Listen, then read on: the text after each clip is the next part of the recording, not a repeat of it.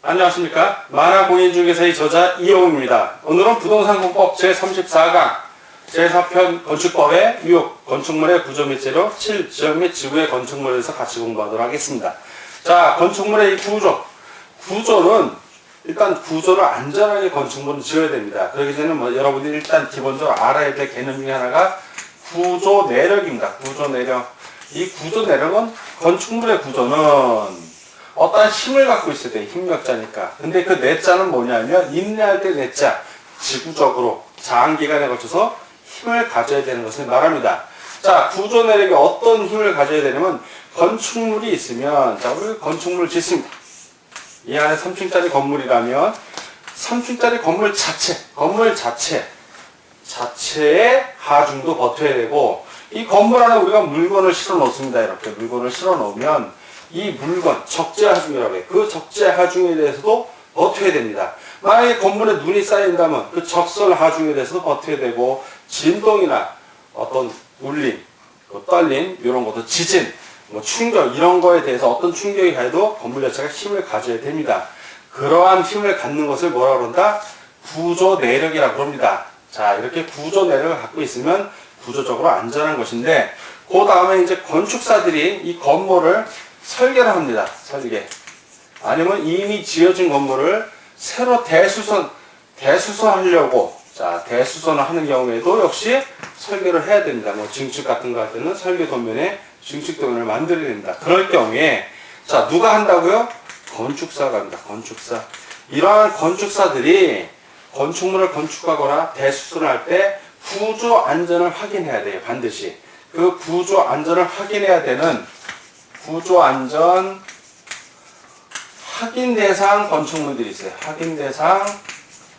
자, 건축물. 중요한 건 건축물들입니다. 7가지가 나와요. 7가지. 자, 그러면 그 7가지를 지금부터 하나씩 살펴보도록 하겠습니다. 첫 번째. 자, 어떤 건축물?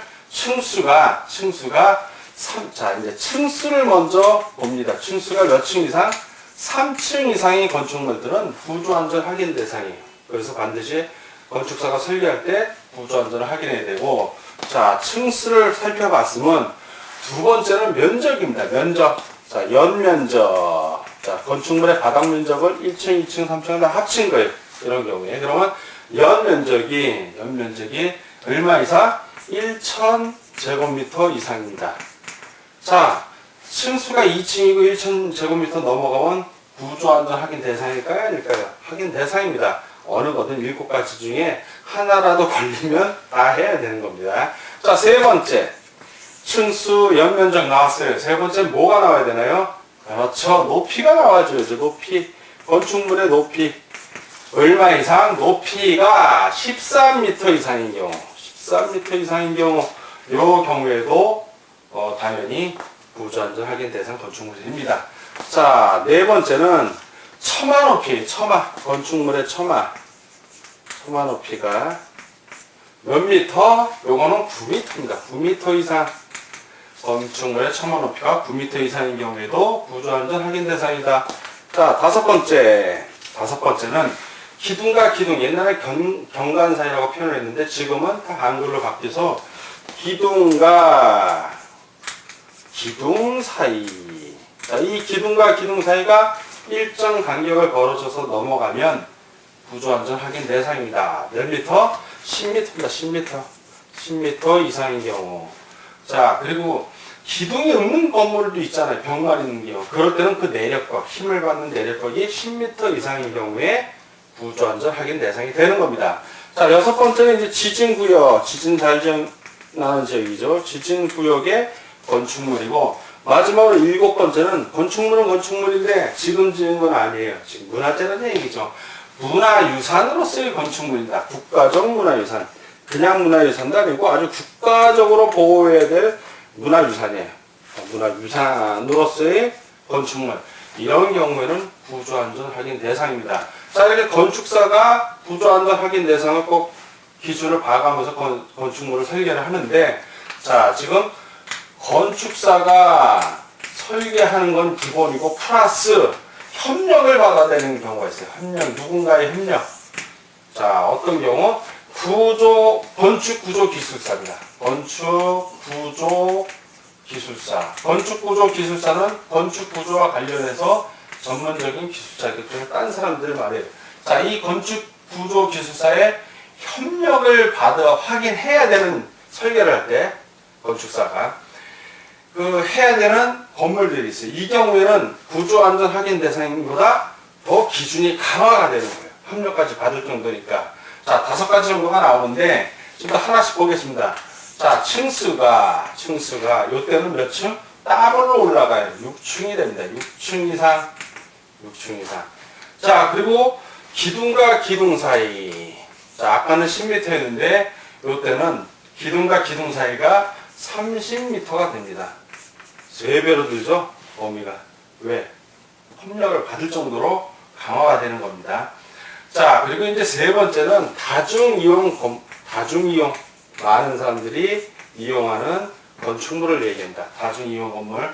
자, 네 번째는 한쪽 끝이 지지되니까 없어. 그리고 한쪽만 벽면에 지지가 돼 있어. 차양을 얘기합니다. 이런 차양을 설치할 때 그 차양이 외벽에, 자, 건축물이 이렇게 있으면, 자, 외벽의 중심선으로부터 이 차양이 너무 많이 나와 있는 거. 한쪽은 딱 고정이 되어 있는데 한쪽은 고정이 안 돼 있어.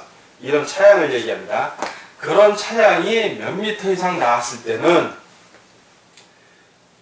건축구조 기술사의 협력을 받아서 확인해야 됩니다.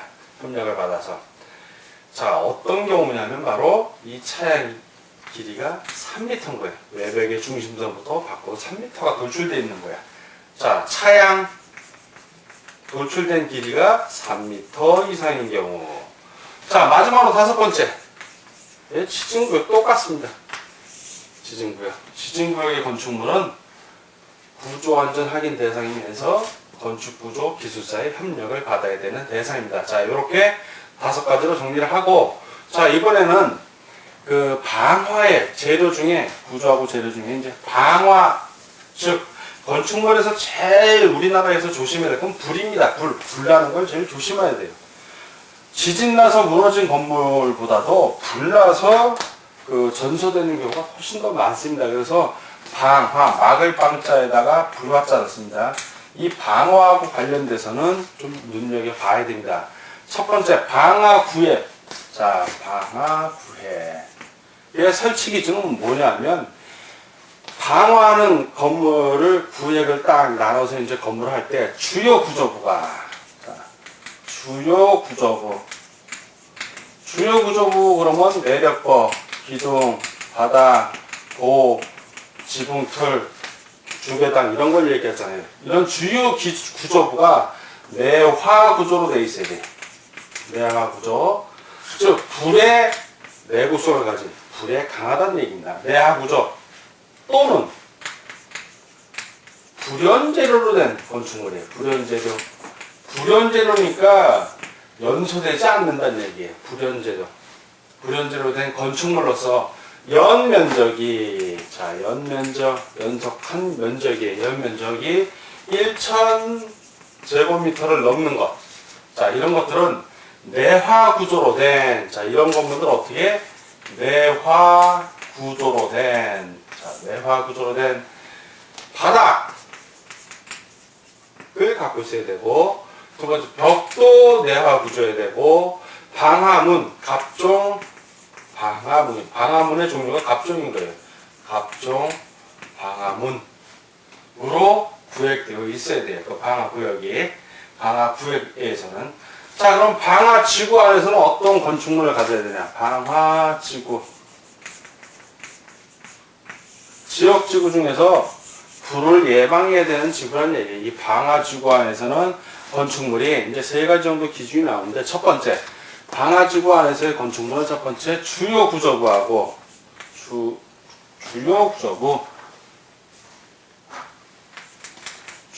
구조부 플러스 외벽이 이 불에 강한 걸로 돼 있어야 되잖아. 그래서 바로 불에 강한 구조, 내화 구조. 자, 이렇게 되어 있어야 됩니다. 이게 원칙이에요, 원칙. 이제 예외적인 게 이제 하나씩 나옵니다. 두 번째는 주요 구조부 및 외벽이 내화 구조로 되어 있지 않는 경우야. 이런 경우에는 두 가지 종류의 단서 조건이 붙어요. 다 이러지는 안 되고, 이렇다 하더라도 이러한 경우에 안 돼도 되는 거야. 자, 첫 번째 기어 연면적. 자, 연면적이 30제곱미터 이하, 30제곱미터 미만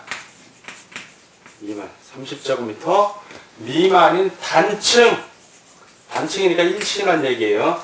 단층 부속 건축물, 본 건물이 아니라 부속된 건축물이에요. 그런 건축물로서 그 외벽 및 이럴 때 외벽 플러스 외벽 및 그 처마면이 건축물의 처마면이 내화 구조 또는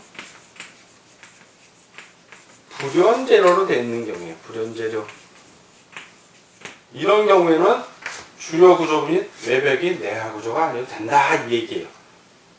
자, 두 번째 니은은 도매시장 용도로 쓰이는 건축물이에요. 자, 용도는 도매시장에 있는 건축물이라는 얘기고, 이 도매시장에 쓰이는 건축물로서 주요 구조부가 아까 내화 구조가 아니지만 주요 구조부가 구조는 내화 구조가 아니지만 재료는 뭐다? 불연재료인 거예요. 불연재료. 이렇게 돼야 된다는 얘기입니다. 방화지구 아래서는. 자, 이제 마지막으로 이제 세 번째는 공작물이에요. 공작물 그러면 물론 건축물도 공작물에 들어가지만 이때의 공작물은 건축물을 제외한 공작물이니까 간판이라든가 광고탑 뭐 이런 걸 생각하시면 돼요. 여러분들 머릿속에. 그러면 공작물 그러면 간판, 광고탑. 그 건물, 큰 건물 보면 고층 건물 맨 위에 이렇게 광고판 하나 있는 거 있잖아요. 그런 거 생각하시면 돼요. 맨 건물 위에 있는 광고판. 그것도 다 공작물입니다. 자, 건축물 지붕 위에 설치하는 공작물이나 또는 높이 3m 이상의 공작물은 뭐를 해야 된다? 주요 구조부를 불연재료로 써야 돼요. 방화지구 안에서는 반드시 그렇게 해야 됩니다. 자, 이렇게 해서 방화지구 넘기고 이제 승강기에 대한 걸 설명을 좀 드리겠습니다. 승강기는 엘리베이터. 자, 이 승강기는 두 가지로 나뉘어요. 두 가지로.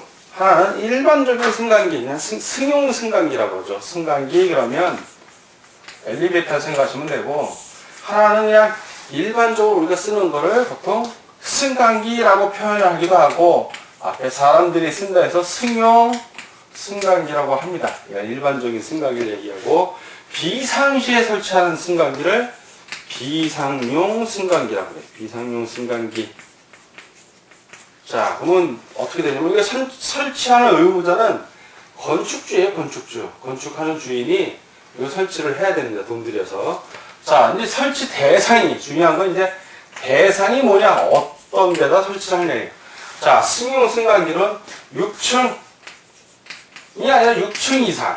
6층 이상인 건축물로서, 플러스 6층 이상인 건축물로서 연속한 면적이 2000제곱미터 이상인 건축물이에요. 이런 경우는 꼭 승용 승강기를 설치해야 됩니다. 이때 질문이 꼭 하나 들어요. 우리 아파트 6층인데 엘리베이터 없거든요. 어떻게 된 거죠? 6층인데. 예외 규정이야. 이건 원칙이고, 자, 예외니까 승용 승강기를 설치 안 해도 된다는 얘기야. 어떤 경우냐면 6층이어야 돼. 6층. 자, 6층. 7층은 무조건 설치해야 됩니다. 근데 6층인 경우로서, 자, 6층인 건물인데 각 층마다 거실 있잖아요. 각층 거실. 이 거실의 면적이 300제곱미터 이내인 상태에서 뭐가 있다? 비상용 한 개 이상의 직통 계단이 있는 거예요. 계단. 자, 한 개 이상의 직통 계단이 있는 경우에는 승용 승강기를 설치 의무가 없다. 그래서 아파트 같은 거 보면 분명히 6층 아파트에 층수는 하나, 둘, 셋, 넷, 다섯, 하나 더 올려. 이 6층인데 보면 이게 중간에 비상용 계단이 이렇게 있어요, 보면. 자, 그러면, 자, 이렇게 한 부분을 띄워보면, 요 거실의 면적이 300제곱 미만인 상태에서 계단이, 직통 계단이 하나씩 있으면, 뭐 할 필요 없다? 승용 승강기를 설치할 필요가 없어요. 그래서 6층의 아파트를 하더라도, 일반적으로 보면, 이 거실 면적이 두 집 합쳐서, 보통 두 집 단위로 하나 가운데 직통 계단이 있으니까, 300제곱미터면 거의 이게 한, 30평 내외, 요즘 평수로 말하면 거실이 15평씩 되는 집들은 거의 없어요. 거실 평수가 10평이 이네요. 그래서 설치할 필요가 거의 없습니다. 근데 이 거실이 300제곱미터, 중요한 건 이제 거실의 면적이 300제곱미터 이내니까, 안쪽이라면 300제곱미터를 초과해버리면 그때는 승강기를 설치해야 됩니다. 그래서 소형 아파트, 평수가 작은 아파트들은 6층이라 하더라도 엘리베이터가 없는 겁니다. 자, 이제 비상용 승강기, 이건 비상용이니까 승용 승강기 말고 별도로 설치한다는 얘기예요. 그런 경우에는 건축물 면적이 크거나 치수가 높다는 얘기야. 쉽게 얘기하면. 자, 설치 의무자는 역시 건축주고, 자, 설치 대상. 이것도 대상이 중요해요. 어떠한 건물에 이걸 설치를 하나. 설치 대상은 높이가 일단 31m야. 높이도 아주 넓어요. 31m. 자, 높이가 31m를 이제 초과를 해야 돼. 초과하는 건축물은 승강기 기본적으로 두고, 승강기만 아니라 비상용 승강기도 설치를 해야 됩니다. 승강기 기본으로 하고, 비상용 승강기. 자, 그 설치 기준을 보면, 높이 31m를 이제 넘는, 건축물의 경우는 각 층의 바닥 면적 중에 최대 바닥 면적, 건축물의 최대 바닥 면적. 이게 뭔 소리냐면, 건물이 이렇게 있으면, 각 층마다 이제 바닥 면적이 있잖아요. 이런 경우는 각 층의 바닥 면적이 다 똑같은 거예요. 최대 바닥 면적이나 한 층의 바닥 면적이 똑같은데, 이렇게 나와 있는 건물들이 있어. 그러면 이런 건 최대 바닥 면적이, 이게 최대 바닥 면적이 되는 거예요.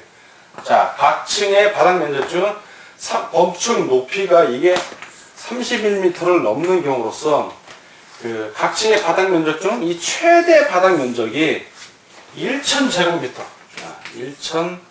1,500 제곱미터를 초과, 1,000제곱미터 이하의 건물은, 자, 초과하는 건물로서, 초과로서 1,500제곱미터 이하인 경우, 최대 바닥 면적이 각 층에 1,500제곱미터 이하인 건물은 한 대 이상 설치를 해야 돼. 한 대 이상. 그러면 한 대 설치합니다. 한 대 이상 하려면 두 대 설치하는 사람들 거의 못 봤어요.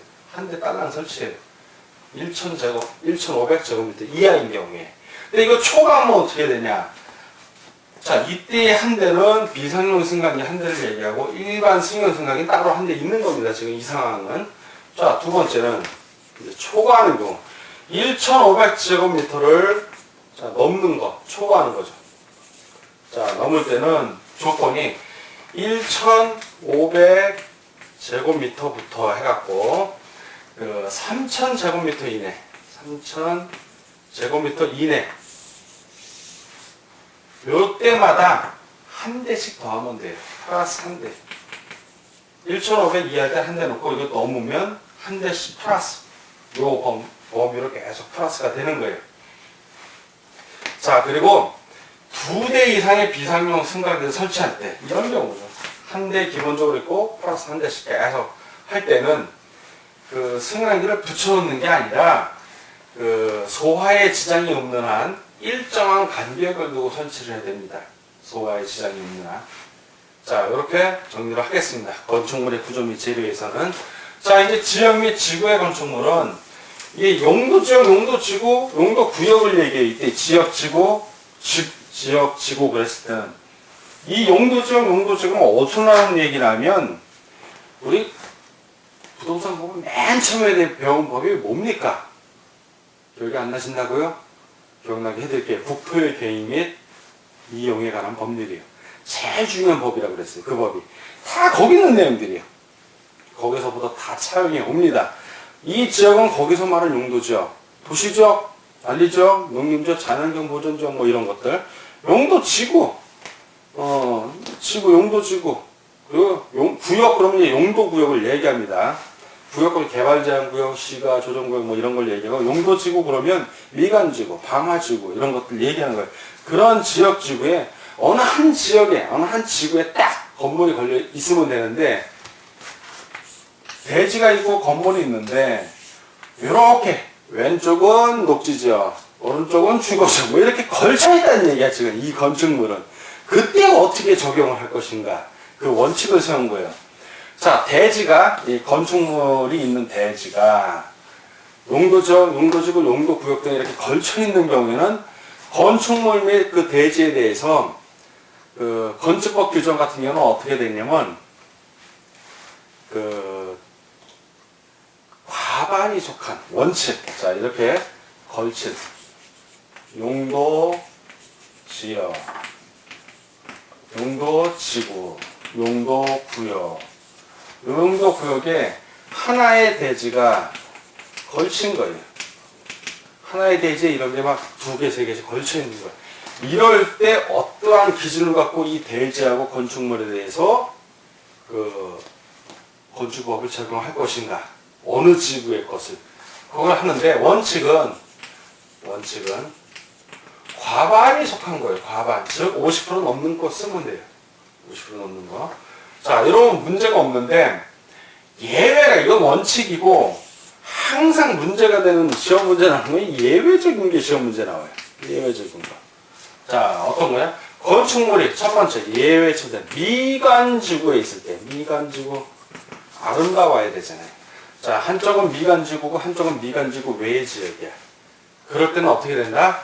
이럴 때는 다 전부 그 건축물하고 대지에 대해서 전부 미관지구에 적용되는 건축법을 적용해버려요. 전부. 일부가 미관이라 하더라도 일부가. 자, 이건 일부의 일부가 미관지구인 거예요. 자, 두 번째. 하나의 건축물이 방화지구하고 그 밖에 그게 걸친 거예요. 자, 그러니까 일부가 하나의 건축물이 있는데 일부가 이번엔 방화지구야. 방화지구. 전부 방화지구가 됩니다. 자, 중요한 건 미관지구나 방화지구는 조금이 걸쳐도 전부가 적용이 돼. 다만 이 방화지구엔 예외 규정이 있어요. 자, 건축물이 있고 대지가 있습니다. 근데 이렇게 예를 들어서 이쪽이 방화지구고 이쪽이 방화지구는 아니야. 그러면 요 경계되는 부분에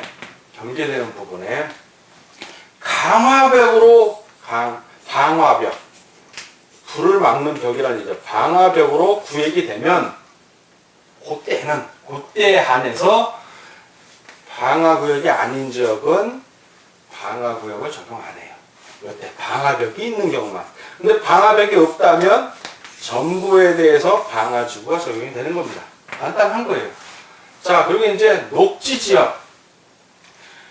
그 녹지지역 같은 경우에는 세 번째 이제 건축물이 녹지지역하고 일부가 녹지지역인 거예요. 일부가 녹지지역. 그 외의 지역과 겹쳐 있는 거예요. 녹지지역 그러면 또 기억 안 나죠? 녹지지역이 어디 있는 건가? 항상 용도지역 나오면 여러분들 머릿속에 무조건 도관농자가 떠올라야 돼요. 도관농자. 도시지역, 관리지역, 농림지역, 자연환경 보존지역. 녹지지역 없네요? 없죠? 왜? 도시지역에 4개 나오잖아요. 도시지역에 주, 상, 공, 녹, 주거지역, 상업지역, 공업지역, 녹지지역. 여기 있는 녹지지역이에요. 여기 있는 녹지지역. 그 녹지지역입니다, 이게. 자, 이 녹지지역. 대지가 녹지지역하고 그 밖의 지구, 뭐 공업지구, 상업지역, 주거지역, 뭐 관리지역, 농림지역, 뭐 자연환경 보존지역, 그 밖의 지구가 걸쳐 있는 거야. 자, 이럴 때는 각 지역 지구를 써요. 그냥 각자 다 쪼개서 적용을 해버려. 이럴 때는. 그렇다는 얘기예요. 다만 녹지지역이라 하더라도 미관지구나 방화지구가 여기 오게 되면 이 규정이 1번, 2번 규정이 그대로 적용이 되는 거예요. 여기도 역시. 간단하죠. 이렇게 정리가 됩니다. 그 외에 이제 건축물의 건폐율하고 용적률이 나오는데 여기서 오늘은 개념만 좀 간단하게 설명을 좀 드릴게요. 건폐율은 국토개발 및 이용해당 법률할 때 용도지역, 용도지구 할 때도 건폐율, 용적률 다 했습니다만 복습하는 차원에서 그 건폐율은 자 건폐율 공식만 알면 싫어요. 건폐율은 건대야. 건대. 대지 면적에서 건축 면적이 차지하는 비율을 얘기해요. 건축 면적이 차지하는 비율. 곱하기 100. 그럼 비율이 나오죠. 자, 대지가 이렇게 있어. 대지가 이렇게 있는데, 건축해야 되는 건축물 1층의 바닥 면적을 얘기하는 거예요. 건축 면적. 제일 넓은 층수의 바닥 면적. 건폐율이 예를 들어서 60%야. 60%면 이 전체 대지 하나를 100%로 봤을 때 60%에 해당하는 곳만 건물을 질 수 있다는 얘기고 나머지는 공터로 남겨라 이 소리입니다. 이게 건폐율이. 자, 용적률은 좀 달라요. 건축물의 용적률은 연대 밑에는 대지 면적 그대로고 건축물의 연면적 곱하기 100이에요. 건축물의 연면적이 건축물 합친 면적이야. 그럼 예를 들어서 3층짜리 건물을 지면 1층이 100제곱미터, 2층이 100제곱미터, 3층이 100제곱미터라면 이 연면적은 얼마예요? 세 개 합치면 되니까 300제곱미터가 되는 겁니다. 자, 이렇게 하는데 용적률은 뭐냐면 자, 대지 면적에 대한 연면적이니까 대지 면적을 기준으로 해서 몇 배까지 지을 수 있냐는 거예요. 그럼 예를 들어서 용적률이 300%라고 치자고. 용적률 300%. 그러면 대지 면적이 이렇게 100제곱미터가 있으면 이 100제곱미터에다가 다 우리가 건물을 100% 짓는 거야. 건폐율이 100이야. 그러면 3층까지 지을 수 있죠. 100, 200, 300, 300%니까. 그런데 용적률이 60%인데 건폐율이 300%면 어떻게 돼요? 그러면 60%니까 60제곱까지만 질 수 있는 거예요. 60제곱. 그리고 이 층수를 최대한으로 했을 때는 300제곱까지 가능하니까 300제곱을 60으로 나누면 5층까지 질 수 있는 거예요. 결국 그래서 용적률을 건폐율로 나누면 최대치간, 최대 면적으로 질 수 있는 최대 층수. 자, 용적률 300, 건폐율 60, 5층까지 질 수 있는 거예요. 최대로 했을 때. 자, 오늘은 부동산공법 제34강을 같이 공부를 했습니다. 건축법의 소단 6 건축물의 구조 및 그 재료, 특히 방화지구하고 승용 승강기하고 비상용 승강기를 우리가 공부를 했고, 그리고 지역 및 지구의 건축물에서는 그 지역 및 지구 하나의 대지가 지역, 지구, 구역에 걸쳐 있을 때 어떻게 적용하나. 원칙은 과반에 속하는 거. 그러나 예외로서 미관지구, 방화지구는 미관지구, 방화지구가 적용이 되고 녹지지역 같은 경우는 각각 적용이 된다. 그러나 녹지지구를 하더라도 미관지구, 방화지구가 걸릴 때는 미관지구, 방화지구 규정이 적용이 됩니다. 그 외에 이제 건폐율, 용적률을 알아봤습니다. 오늘 공부하느라고 수고하셨습니다. 다음 시간에 뵙겠습니다. 감사합니다.